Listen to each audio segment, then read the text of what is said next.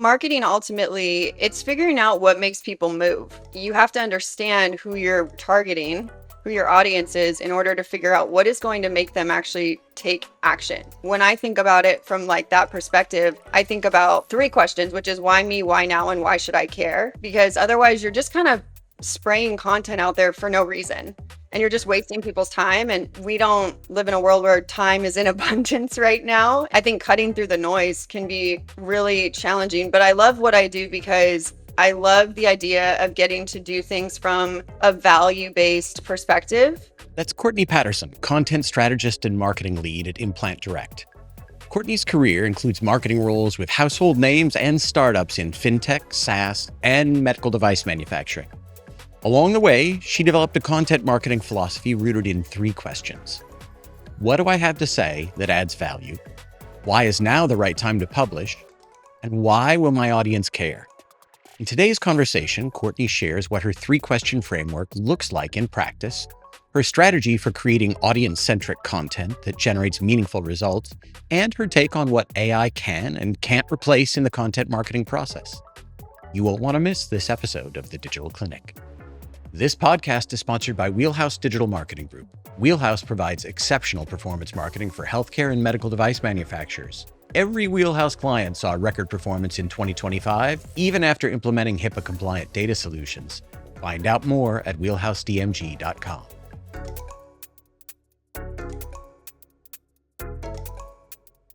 Let's start with setting context. Can you give me your professional history? You've worked for some of the largest companies on the planet, and you now work in healthcare and medtech. So walk us through that career transition or that career history, and then let's talk about where you are now. Yeah, definitely. I mean, I went to school at UC Santa Cruz and got my degree in creative writing and quickly realized that I needed to be more in the corporate world just because creative poetry and fiction doesn't really put food on the table unless you're Stephen King. I went Right. ahead and I ended up applying for an office manager position at my first company, Lead Crunch, now Rev. And I did so well in the interview process. They decided to go with someone else, but I did so well in the interview process and they liked me so much that I think 3 months later, they emailed me and said, "Hey, we have these two positions in sales. Which one do you want?"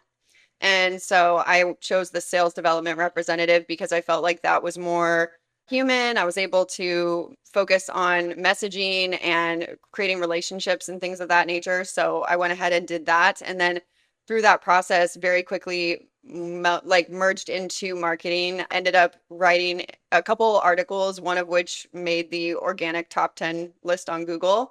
And I didn't really know what I was doing. I just was using the sort of skill set that I had learned as a writer growing up and going and taking classes and just like really writing and having a lot of trial and error, if you will, and just being so meticulous with my writing. So that was interesting. And then I kind of moved into an actual marketing position where I worked for a company that basically did demand generation pilot programs for all different types of companies. So I was working with FinTech, SaaS, med device, just different types of companies, I would say. And I got a lot of experience with that, which was really fun.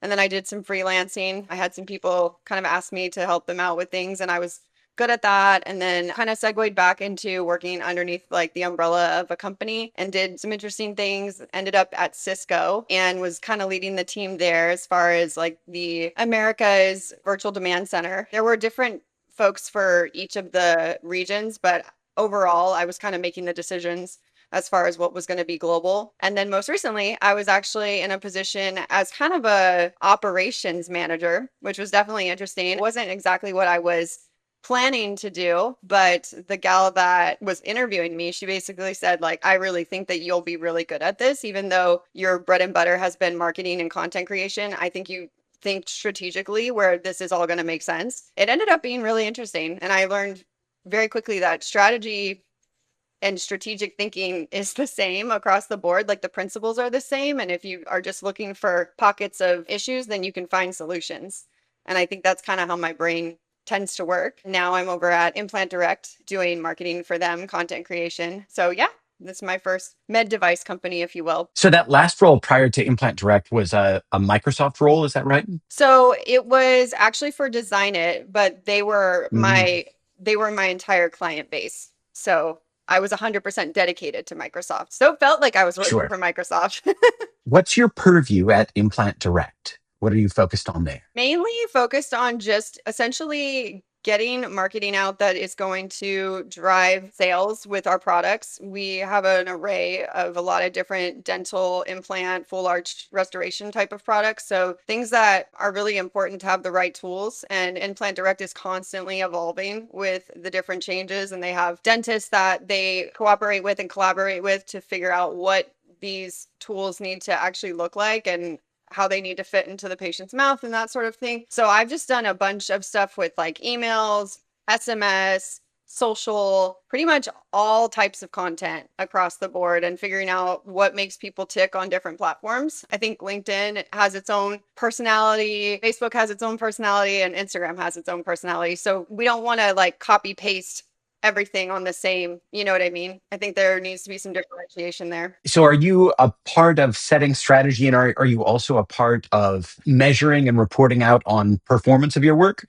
Essentially, I am basically the one that's creating the strategy around what content we're using. They kind of needed someone to come in and sort of refresh things a little bit. And yes, I've been focusing on what my work is actually doing. I haven't necessarily had a ton of access to the data, but every time I speak to my colleague, he tells me how great it's all going. I just keep writing, honestly. With the shift into a med tech context, to what extent have increased privacy regulations, data privacy, patient privacy regulations required adjustments in your work or adjustments in the way that your work is targeted? The biggest thing that we're focused on is making sure that we don't reach out to people that we don't have the permissions to reach out to. And that's been kind of challenging because we want to potentially like win back some clients and things like that. Med device is absolutely like you have to be on it in terms of what you can say.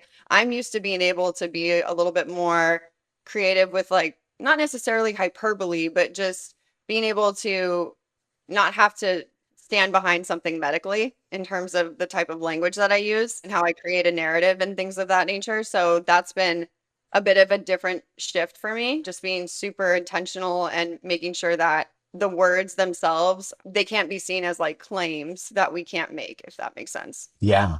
All right. So you're a content creator. You also are a social marketing strategist and expert. In the research that I've done, though, I also have seen quite a few comments from you on the risks of social media, particularly for younger folks. So, how do you reconcile that tension? You create content for social media, you create strategies for social media, you have deep concerns about social media. Yeah, I think that that's a really great question. Honestly, it can be a bit of a tug of war for me internally. I think social media is absolutely a great tool, but I think that we as a society have gotten away from using that as a tool and it's almost like it's using us. Like who really has agency anymore? I think about how addicted people are to their phones and to their screens and how little we're having conversations. For me, with the dental industry in particular, the way I see it is we're driving engagement and conversions for dentists that need tools. But I think that when you look at a broader picture of social media and especially children growing up and they don't really know what's going on with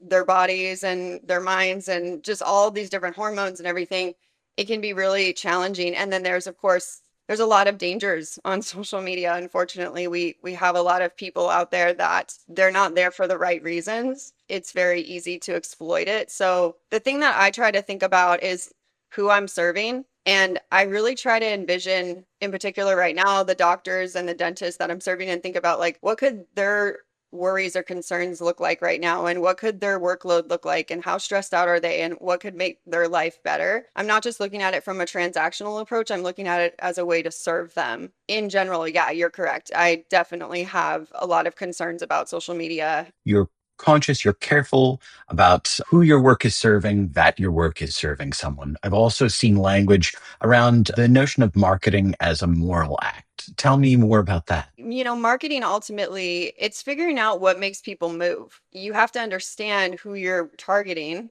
who your audience is, in order to figure out what is going to make them actually take action. Because we live in a world so full of information these days. We're bombarded by 80 million different ads probably before we brush our teeth in the morning to some degree. It's not about them seeing the content necessarily. It's about them taking action on the content. When I think about it from like that perspective, I think about three questions, which is why me, why now, and why should I care? And everyone I've ever coached or anyone I've ever managed that was maybe a little bit more junior than me, I've always told them, if you can't answer those 3 questions, you shouldn't be putting out the content. They need to understand, like, why would you reach out to me right now? Why me? And why should I care? Because otherwise you're just kind of spraying content out there for no reason. And you're just wasting people's time. And we don't live in a world where time is in abundance right now. I think cutting through the noise can be really challenging, but I love what I do because I love the idea of getting to do things from a value-based perspective. And for me, I am a person of faith. And so it's important to me that I'm not coming at these things in a way of like manipulation or kind of like a bait and switch type of thing. I think there's a lot of people that are so focused on the numbers, they forget that these are real people that we're reaching out to. And I try to really keep that at the forefront. I think a lot of marketers think of the work that they do as an effort to educate, but also to convince prospects to convert and to become customers. How do you react to that? How do you feel about the notion of convincing? Does that fit within this moral framework, or do you view your role as achieving something different from that? I don't know if I would say convincing. I think it's more persuading. But the biggest thing that I've come to find is that whenever you're reaching out to someone with a product or a service, you always want to make them the hero of their own journey. And you're kind of just the magical sword that they picked up along the way that's going to help them in battle. It's not about you, it's about them. And so, what I found across the board, even in my own LinkedIn inbox, I get pitched all the time. And it's interesting to me how many people just drone on about what they do and they're not focusing on what I do. And again, it's like, why me, why now, and why should I care? But the reality is that people want to hear about themselves. Dale Carnegie, in his book, How to Win Friends and Influence People, talks about how our name is the sweetest word in the English language to us. It's important to remember that, I think, and there's an aspect of giving people information that they didn't previously have. So I don't necessarily see it as convincing. I think there's definitely campaigns out there and companies out there that do that. They use manipulative techniques and they use AI videos that aren't real and different things of that nature, which we're not doing. So I'm grateful for that because that would definitely go against my values. But I think people have needs, right? We all have needs. And so if you put out the proper marketing and the proper message, then you're serving that need, hopefully, and making someone's life just a little bit easier and taking one thing off the list, basically. So you made an interesting comment about wanting to ensure that you want people to feel like they are the hero of their own journey. That certainly is resonant, that conforms with the power of myth throughout history. How does that show up in your marketing? How do you employ that for Implant Direct, for example? The biggest thing is not talking about how great Implant Direct is, talking about how great they are and how great they could be. That they're already skilled dental clinicians, but how much better could they be? A few months ago, it was about 2026, right? Leveling up your skill set, leveling up your practice, scaling, creating predictability and sustainability. That's what I focus on is it's about them. It's not about how great Implant Direct is and look at our shiny products. Because at the end of the day, people don't do business with businesses. They do business with people. And if they don't like you, they're not going to do business with you. Before the Industrial Revolution, everyone was basically an entrepreneur, a blacksmith, a butcher, those different types of roles. And so you were voting with your dollar on who you wanted to succeed. And you voted with your dollars for who you enjoyed as a person. And I think that still happens today, but we forget that because we're so focused on the company as a whole that we forget the people that are in the company or the people that we're reaching out to. I do believe that every company should take the standpoint that they should be the hero of their own journey. Like for me, I know when I get messages in LinkedIn and they're just droning on about themselves, I'm automatically turned off. And I think that that's just kind of a human nature thing, to be honest with you. How do I react when I get messages? Like what is my first thought? Because that's data for me too. And that's learning for me. And I look at when I get convinced or when I actually take action on an ad on social media, if I buy a product or something, what is it that made me do that? So I'm always kind of thinking strategically. And obviously it's not a one-to-one because dental implants are not the same as, a face mask or some sort of cosmetic or what have you, but it is like the same principle. You're serving needs and you're giving someone something that maybe they knew that they needed, or maybe they didn't realize that they wanted. All marketers are looking at performance metrics, and those metrics tell them whether what they're putting out in the marketplace is working or not working. If you're taking the approach that you have just described, I'm assuming there might be other metrics aside from, let's say, an open rate or a click-through rate in an email or engagement that you're looking at that tell you whether you are achieving that connection and resonance with your audience? What do you look at that tells you you're connecting and that people who are engaging with your content do feel like they are the hero of their own journey? I think that is a little bit challenging just because I don't necessarily have the hands-on relationship at the moment with the data the way that I would like to. But I think that when I look at our user-generated content, for example, they speak about how great Implant Direct is with them and how they came alongside and really helped them set up the systems and the different workflows. So I think that that's in the forefront of my mind. But the other thing is, like, for instance, I did some SMS messaging, and my colleague told me that we had 292 new users that month. Folks that actually made a profile, were either purchasing something or plan to in the future, sort of situation. So in this particular role, I don't necessarily know exactly what that looks like because this is newer for me. But I think that for someone to create an account says something. If you're doing that, it's because you have some semblance of trust with the company. If I had the opportunity to, I would love to chat with some of the doctors and ask them, like, hey, what do you think of this? When I first started my position, I have a friend who's a dentist, and I was asking him if I could run the content by him because it was a totally new world for me. And I just wanted to figure out, like, what is it that you care about? Are you aware of the moment when you experienced language in a way that made you think, that really touched you, right?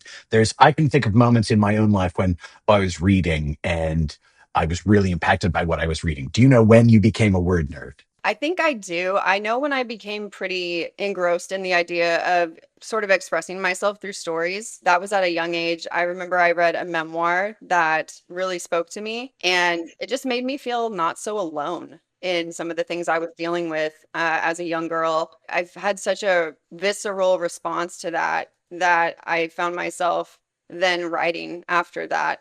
And writing has just always been a part of my life. It's always been a way for me to sort of let off some steam, like unload, sort of make sense of what's going on in my life and in my mind. I've been the gal that wakes up at like 2, 3 a.m. writing poetry. It's fun, and it's fun to see how things transition. And I don't know if you've ever heard that quote, like, art is never finished, only abandoned. Mhm. But I really believe that that's true. As someone who loves language, what is your perspective on and relationship with AI?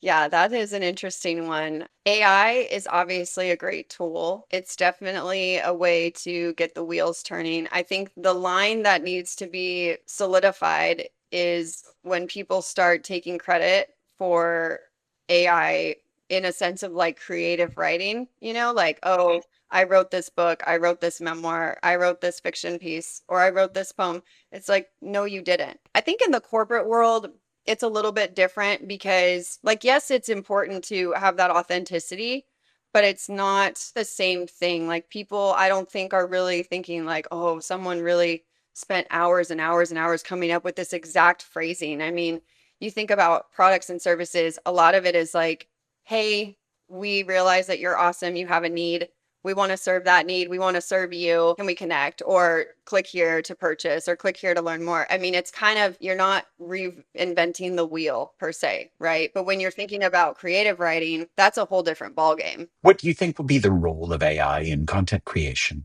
I think AI can play a very important role in the sense of different industries. Like, instead of spending hours and hours trying to understand a specific industry, AI is able to pool a lot of things, and you kind of can learn from it as you go about how your audience thinks, how these tools really matter in the marketplace. Where people maybe want AI to go is that it just writes all the content for us, right?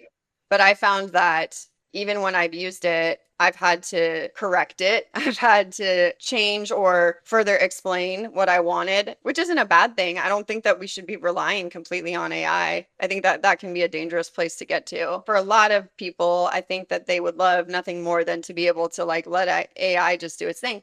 But then again, it's like, well, then what does anything mean anymore? Like, what's the value of something if it was just written by a robot and just sent out? I don't know. I think everything kind of loses its value in that case. And everything does sort of feel manipulative at that point, too. How do you hope that AI evolves in the world of marketing then?